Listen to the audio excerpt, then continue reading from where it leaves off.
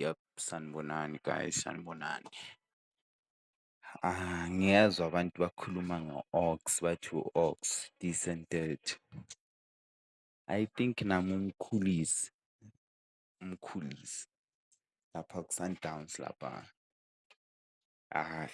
We need to be honest.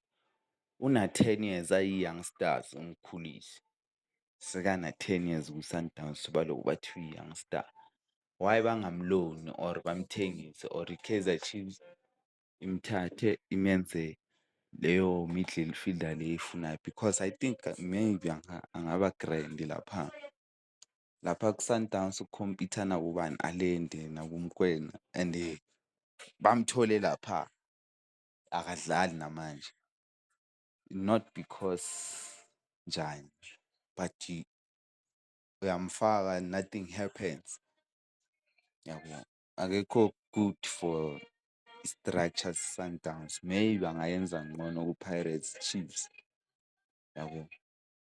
Same thing eyenzeka kuMthetho, is not a bad player. Mara masikhuluma ngama-contributions, hhayi Mkhulisi aka-contribute next ku-Sundowns. Ungamfaka na still kuzoba into eyi-same thing, yabo. So lento ekhulume ubani uJunior Khanya about u-Oaks correct, nabo Mkhulisi sinabo.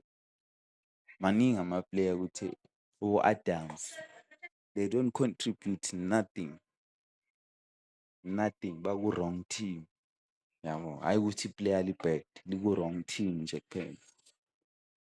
Danko.